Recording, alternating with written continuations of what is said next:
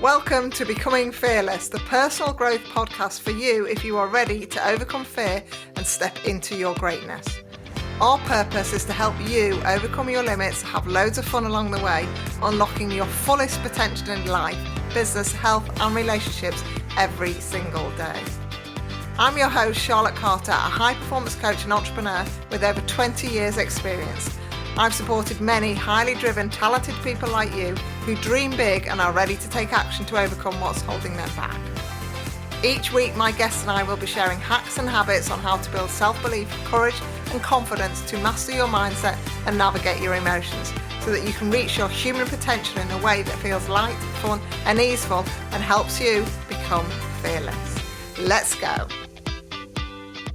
Hello, everybody, and welcome to another episode of Becoming Fearless. I am delighted to bring you another guest episode with a wonderful lady who I met at one of our mutual friends' 50th birthday party, and we just kind of connected at the party, and ever since, really, on multiple levels, just on multiple levels. Let's leave it like that. So. Dipti, just introduce yourself, what you do, and who you help, and a little bit of background about yourself. Hello, Charlotte. Good to be here on this basking hot day. So I'm Dipti Solanki. I'm many things, but at the moment I'm identifying as a grief coach. So I help people heal through all different types of loss. I bring education about how loss extends beyond just bereavement. And I really help people to grow through the experiences and evolve and, so that we don't stay stuck in that grief. And it is such a needed area of work that you have. It is, I imagine that people that work with you get absolutely phenomenal support in a safe, supportive manner, but also in a, like you say, in that element of growth, an element of transformation and probably changing into people that they might not have necessarily thought they could be. So let's go. Go right. Didn't mean to interrupt you. Let's just get talking. Let's get talking. So let's go back to, well, I want to ask you one question first of all. Is why are you a grief coach? Yeah, I definitely didn't wake up one day when I was a kid and thought I want to be a grief coach when I grow up. So it was very much personal experience. It was losing my mother to medical negligence when I was 13 years old, very, very suddenly.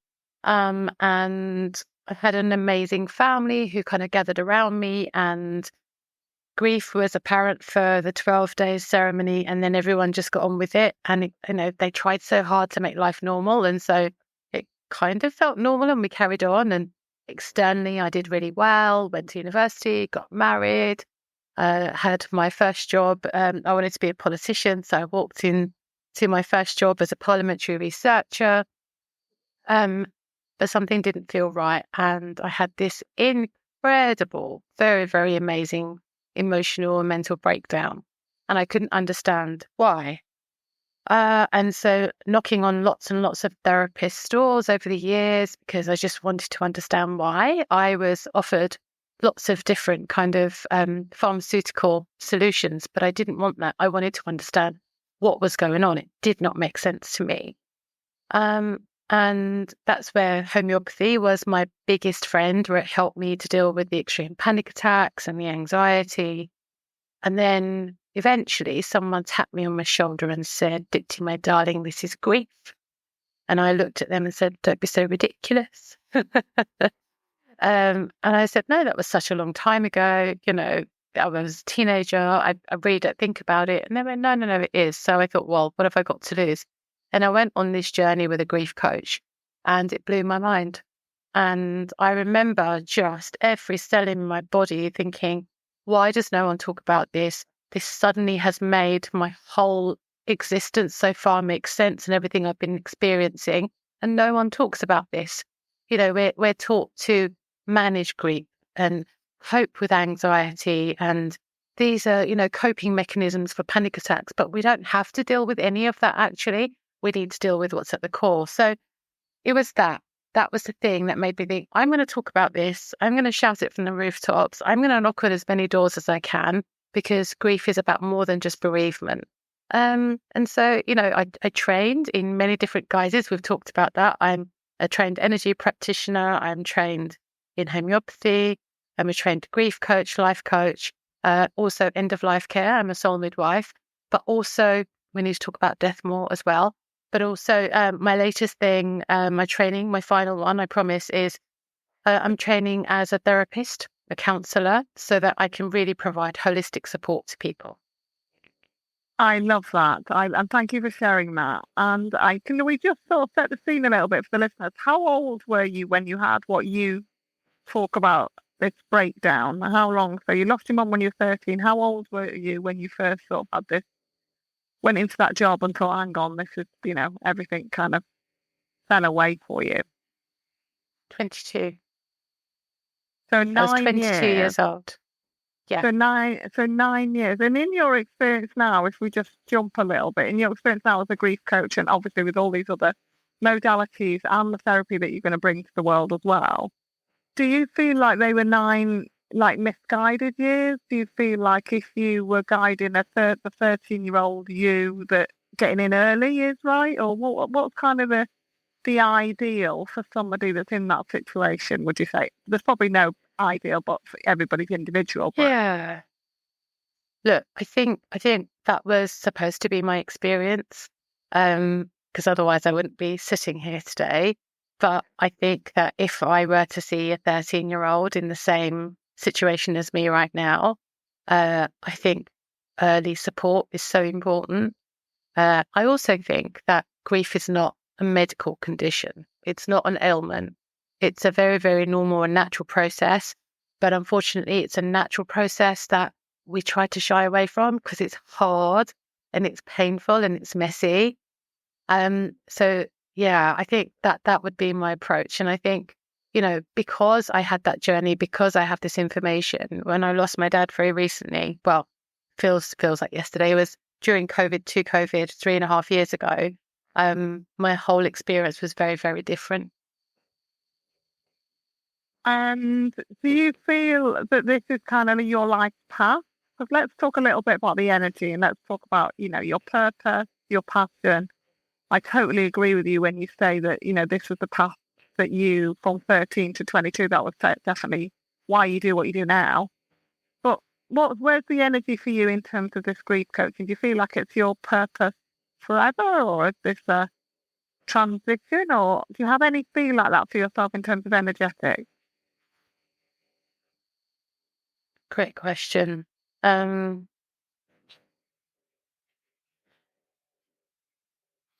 terms of the energy around it, I think it's very much encouraging people to reconnect to their hearts.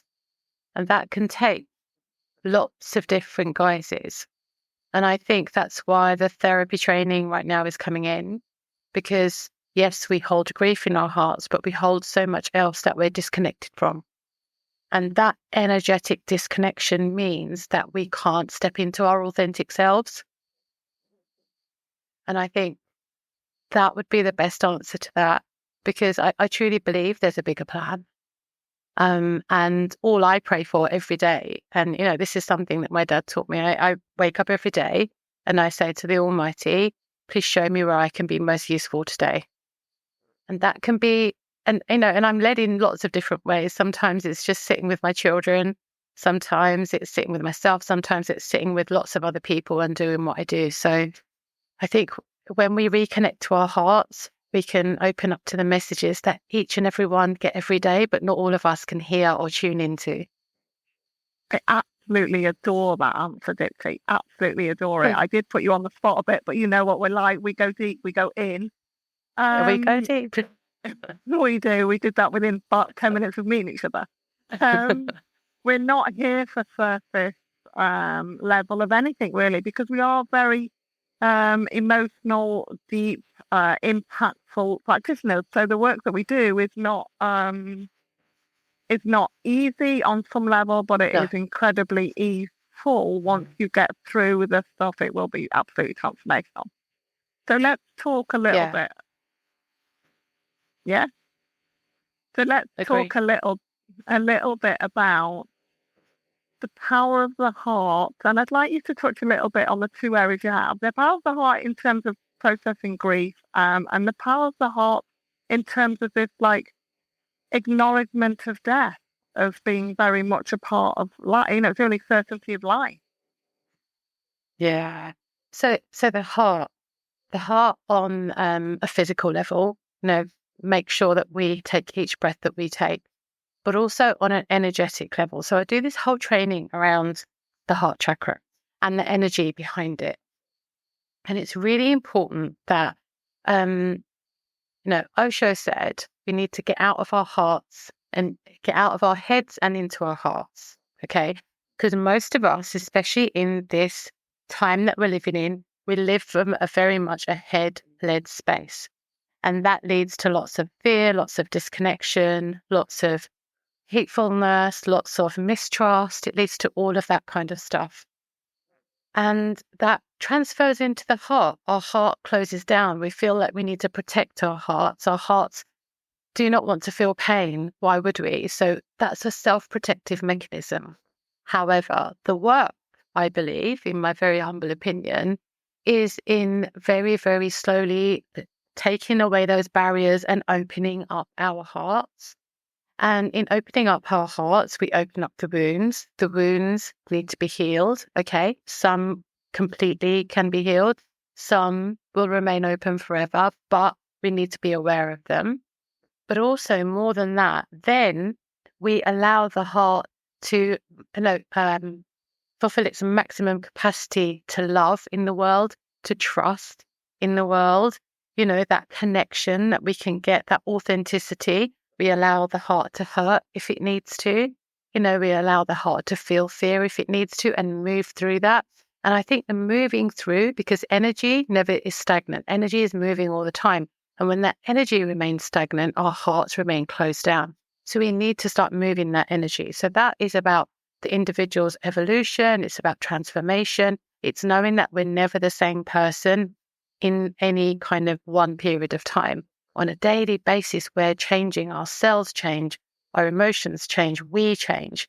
But because as humans, we don't like change. And when anything changes, that causes grief. We very much try to cling on to things. I don't want anything to change. It's got to stay the same. I'm not used to that. This is the way that I do things. And we just can't move with life.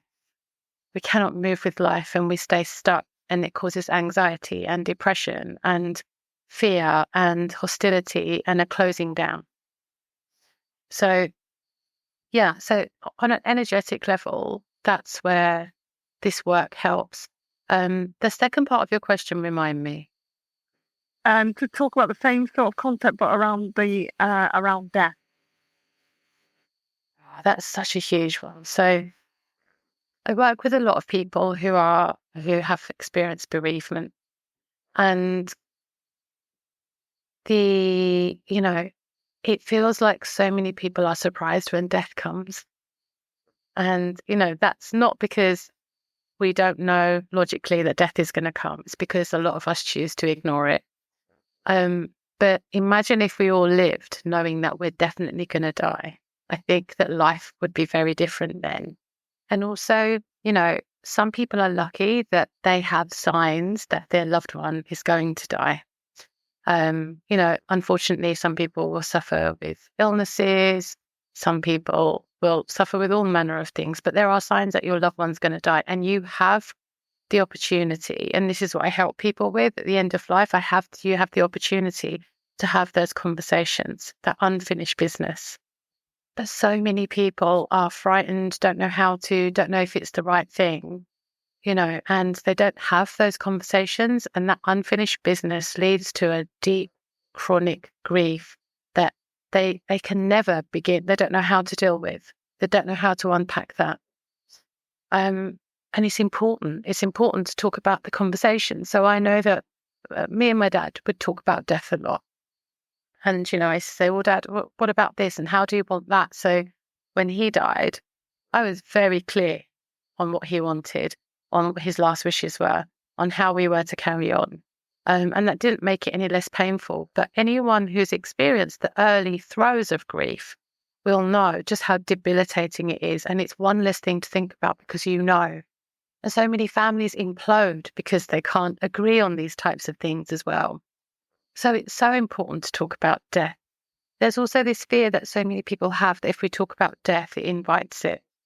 And that's not the case. And culturally, for a lot of people, that's the thing. But death is an auspicious thing when it comes. And when it does come, we need to be able to meet it in the right way. You know, some people die very tragically, and it's hard for them to see death as auspicious. I understand that. But especially in my case, through my cultural perspective, when death comes, you've got release. And so, yes, it's understanding it from everyone else's cultural perspective, but talking about death is so important.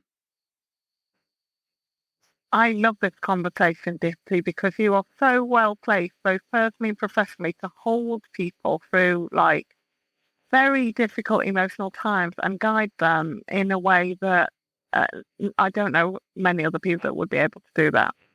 So I know personally, and in the work that I do, that one of the biggest journeys is, like you've mentioned, from your head to your heart. It's very, very challenging at times, and I will also say massively transformational when you allow yourself to get there. So part of the high performers that listen to the podcast and high achievers, they're very driven, they're very in their head. And they kind of like blocked out their heart for fear of losing something, or for fear of not being able to still be the achiever, or really through fear. Do you think there's a parallel in terms of people who are very driven in business and then how they react when it comes to talking about death or talking about grief? Yeah. So I'm smiling because most of the people who decide to work with me on my one-to-one, whether it's a 3 or 6 month one, are high achievers, right? And it's never in the early throes of grief. It's they're achieving, they're doing what they need to, they're performing really well, and on the outside they look like they've got their shizzle together. Okay. But what starts to happen to these high performers because of that disconnection to heart is they start to feel a numbness, and they start to feel I know this is amazing, but why can I not feel the energy of it? Like, what is wrong with me? I'm so ungrateful. Like, I'm feeling numb. I'm feeling disconnected. And eventually they find themselves to me, and it's only through other symptoms. They don't even know that grief is their issue. They have no idea that grief is their issue. And it's those people that choose to do the one-to-one work where they're like, I need to understand this. I need to know what's going on. And when they understand that, I call it the pressure pot of grief, their heart, effectively, and there is layers and layers and layers and layers of loss that they never acknowledged as loss ever, because that happened, but you've just got pushed through. And that's the message, that's their introjected beliefs that they have, that I've just got to keep going because, if I stay strong, it means that I don't have to feel, actually.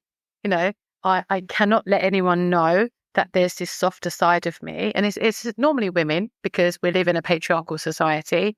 And actually, if we are soft and vulnerable and in our feminine, then somehow we're not coping.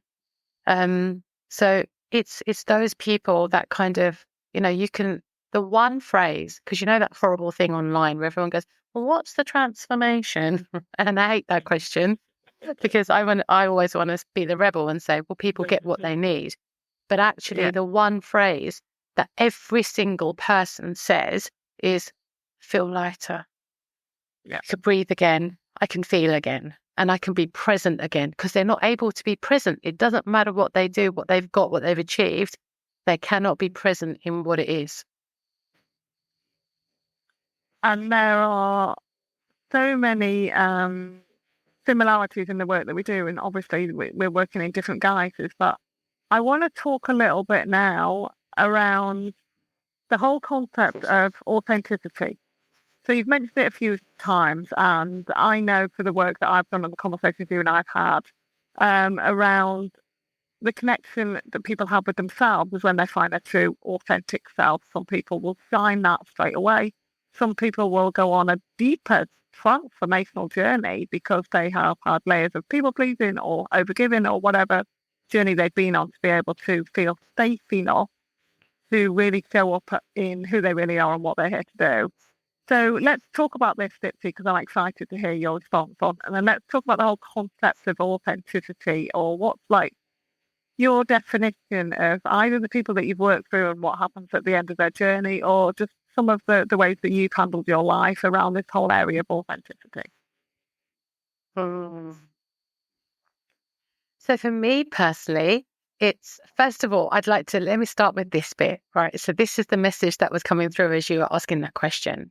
So how do we know if someone's been their authentic selves? Okay, so for me, like, it's very much a felt thing. So for example, where you and I first met, there was energy doesn't lie, right? It just cuts through that. And immediately there's a heart connection. And heart connection doesn't mean romantic love as most people think it is. It's like that being plugged in to source. And it's like, hey, yeah, there's no figuring out who is this person, what do they mean? Did they mean that? Or what are they going to think? You don't feel any of that. It's, a connection to source. And it's like, yeah, that felt right. That felt like really real. So for me in authenticity, it's been a very interesting journey. And I feel like I've always lived in two different worlds culturally. So at home, I was a very different person. There were different cultural layers that I adhered to. And I was very much the good girl, the eldest daughter of the family, but I didn't always quite fit in because I'm such a rebel at heart. But I tried to tame that a lot because, the belief was that you're not good if you're the rebel. Like, there are stereotypes that we needed to fit into. And then when I stepped out into my other world, which was school, eventually work and all the rest of it, I was this other person, but I felt I didn't fit in there either. And so I still have that thing where I'm not quite sure where I fit in. I don't know if I belong to England, where I was born. I don't know if I belong to India, because actually, where am I recognized as you are a citizen of this country? So I kind of have to reconcile myself with that, is that I'm a citizen of the world and I belong everywhere and nowhere. And that feels like a peaceful place for me. I belong where my heart feels connected. I love that. And when I'm in that, when I'm in that space, I feel I can really be myself. And I've had to do so much work, inner work, in terms of, letting go of shame, of the stereotypes of how you think you should be showing up, what you should be saying. Most people, when they see me outside of kind of a therapy space in the work that I do, they're like, oh, you're actually quite fun, aren't you? And I was like, yeah. So everyone goes, grief coach, oh, you're really serious.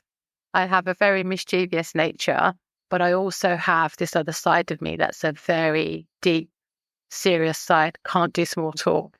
And I think, Charlotte, you'll understand this, it's knowing that we are made up of so many different parts, and in different circumstances, a different part of you needs to kind of step up. And it's, and I think, yeah, that would be my take on authenticity. But I love that. You're, yeah. Knowing which part of you is leading in any given moment, I guess. So when we met at this party, probably, to be fair, both of our fun playful sides were out, first of all, but then it was straight into the depths.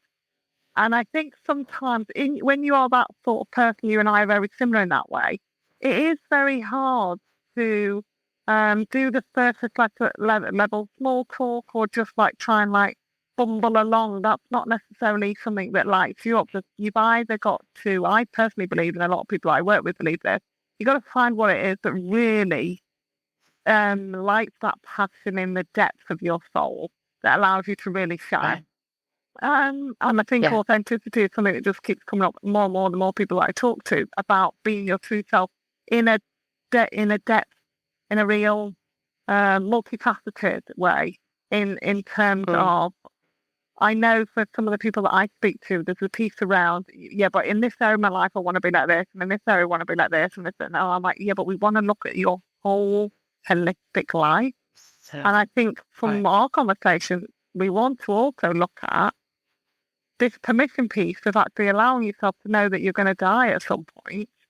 So when you reframe your life, and I know in positive psychology, this is an exercise we do, when you reframe your life and know that that's a given, and you kind of like backtrack and go, well, how do you really want to be remembered, but also how would you like to live your life if you knew that? Because we all know that. But like you say, there's a taboo and there's an ignorance in some ways about people not addressing it. Whereas when you go from the standpoint of actually, you know what, this is what I would love to do, and this is going to be a driver for me. And I think there's an education piece around that, because I know in pod psych there's a lot of people that are just freaked out by this whole graveyard exercise that we can do, and they're like, and this is just really dark.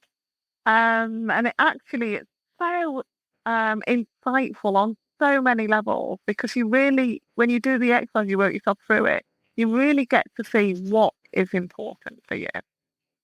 Yeah. You know, Charlotte, I always think that it's when we sit in the dark that we see the light within ourselves. We can't see it otherwise. We just cannot see it otherwise. And yeah, it's okay. It's okay to talk about the sad stuff, the uncomfortable stuff, the difficult stuff.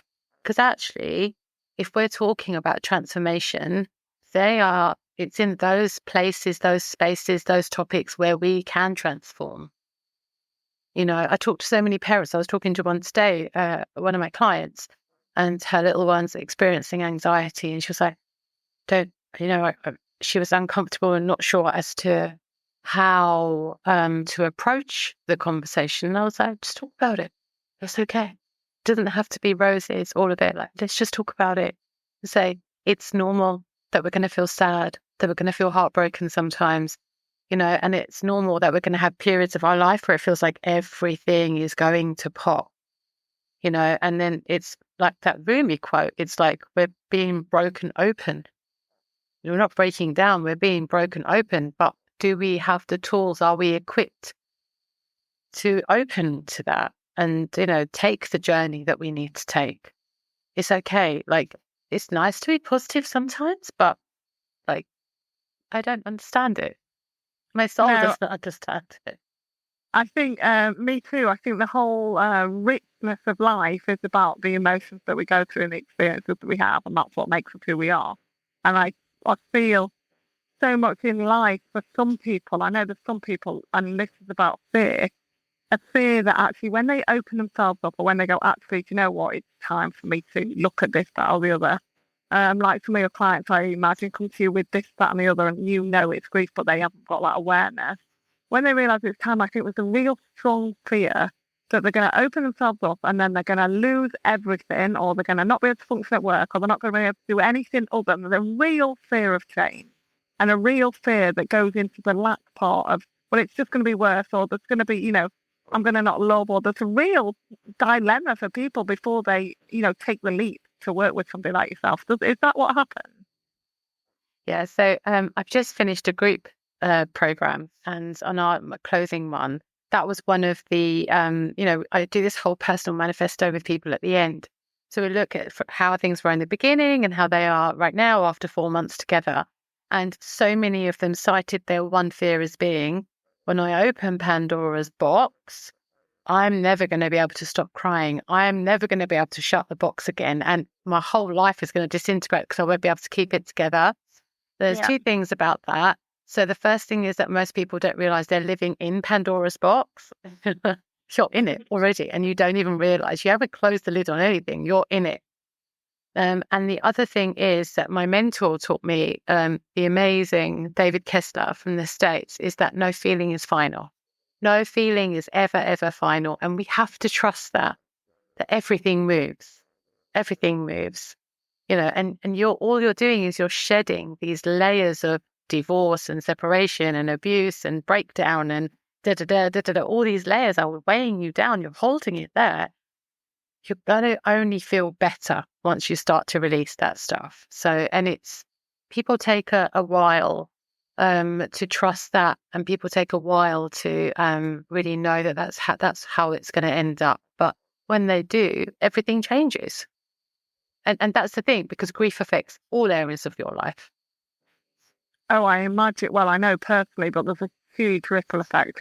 For me personally, so it affected what I ate, how I slept, how I interacted with people, how I was as a mom. Every possible element of my life. When I've experienced the typical grief in terms of losing somebody, then everything kind of just goes AWOL, doesn't it, for some period sure. of time until you find your new normal or your new adjustment as to whatever it is. So thank you so much for sharing all of that. Let the listeners know a little bit about how they can work with you. In terms, you've touched about a group program and one-to-one. Are they the main ways that people can work with you if they have listened to this and are resonating with how you speak and how you talk about different things, but also think that it might be grief, think it might be something else? Because I think this is a key part of our conversation today. You said it yourself when you were first tapped on the shoulder at 21 and the grief coach said to you, it's grief. And you went, what? And you said that your clients are the same. They come to you and they're like, they just wouldn't have recognized that. They may have had these physical stuff like the anxiety and depression and all sorts of addictions or whatever like that, and then not realize that. What's the insight for people listening? Is there, apart from feeling stuck, are there any other commonalities that you would say for them to go, oh yeah, actually, that it's time to have a call with you?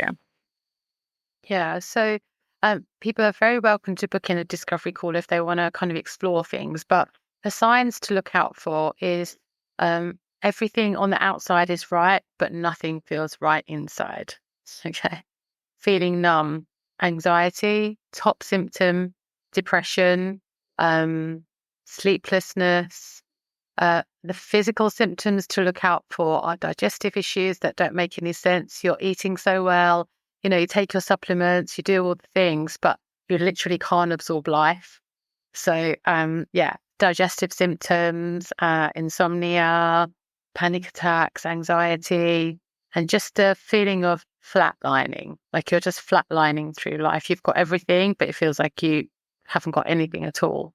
And your relationships are difficult because you're being overly reactive, and you can never be present. There's another good one. You're not able to be present. It doesn't matter what it is you're doing. Your mind is always either on to the next thing or thinking about something in the past. So, yeah. And underneath this podcast, we'll put all the ways to work with you. Is there one-to-one and then group program? Is that kind of all on the cards? Or yeah, so we can work one-to-one. It's in a very, very structured way through my heart recovery framework, because grief can be unwieldy, and we can sit with our therapist and talk about grief forever. But I want people, especially our high performers, they want to know this is what we're going to do and this is how we're going to do it. Yeah. And they get given lots of tools through it. So you've got your 3 months, 6 months, and we kind of talk about that depending on how many layers they are. And then there's also a more accessibly priced grief program, Group 1, where they have pre-recorded modules, and then we have bi-monthly calls as a group as well. And there's also, if you're just kind of dipping your toe in, if you have experienced a bereavement, I wrote a grief journal at the height of COVID after I lost my beautiful dad, because there's always so much more to say. That's what it's called. You can find that on Amazon. But just drop me an email. Connect with me on Instagram, Facebook, and I'll be very, very happy to have a chat. Brilliant. And all of those details will be underneath the podcast like usual. And my final question, Dipti, that I ask everybody is about a book that you have read that has made an impact in either why you do what you do, or overcoming fear, or just made you reframe life in some way, shape or form. Love this question. So I'm just going to say Big Leap, but I think everyone says Big Leap. But there is another book that totally changed my approach to everything in life. And it's called It's Not Your Money, and it's by an amazing lady called Tosha Silver. So like many people, I used to believe in the whole manifestation culture and, whatever I do, I can achieve it. And it used to happen, but then things stopped working. And the hustle. I was hustling. And I was burnt out, and I started to really kind of, suffer because of it. And things started mounting up, and I had this terrible anxiety over everything in my life, not just money. It was like, I don't know how to do anything. What's going on? And so someone said to me, read this book. And I was like, okay. So I read this book, and it changed my whole approach to life.